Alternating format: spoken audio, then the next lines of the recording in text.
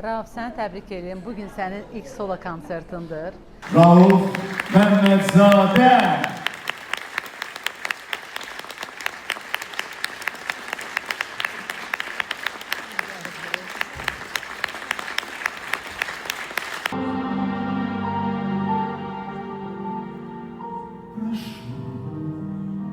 Стань мудрее меня, стань ласковее. Mənim ilk solo konsertimə iştirak etdiyinizə görə mən çox qürur hissi duyuram. Он старый вечно молод, здесь на берегу, залив глядит на город, город мой Баку. Bu alkışların sebepkarı Rauf'sa bu alkışlarda hem de onun müəllimlərinin de payı var. Onun uğurlarını en çok borçlu olduğu şəxs, müəllimi, Azərbaycan Respublikasının xalq artisti Fidan xanım Hacıyevadır. Alkışlarınızla onu səhnəyə dəvət edirik. Oradan da Rauf'un formalaşmalarında Fidan Hanım'ın ve birçok sənət insanlarının, birçok ifaçıların formalaşmalarında Fidan Hanım'ın əvəzsiz rolü var.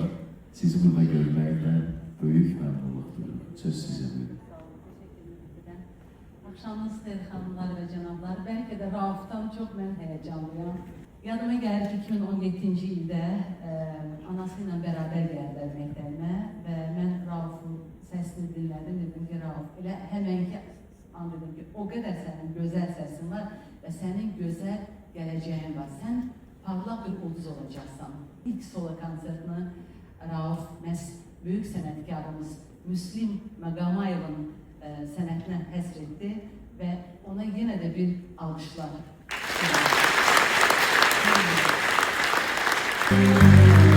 Сердце как друга море встречает. Грустные звезды в поисках ласки сквозь синюю вечность летят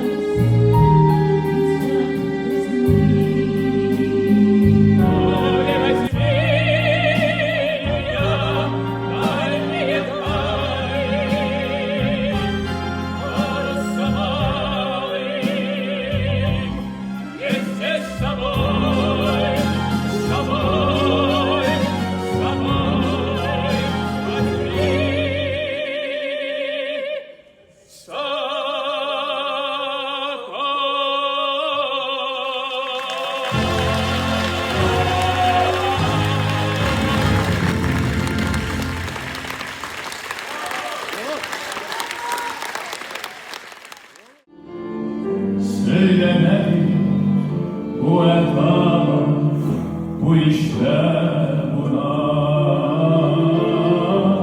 Gelir aygız bu güzellik senede kalmaz. Yalnızam yalnız, yalnızam yalnız.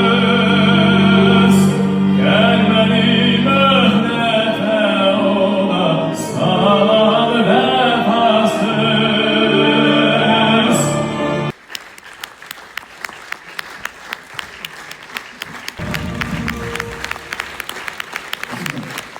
Usta Fidan Hanım Hacıyeva ve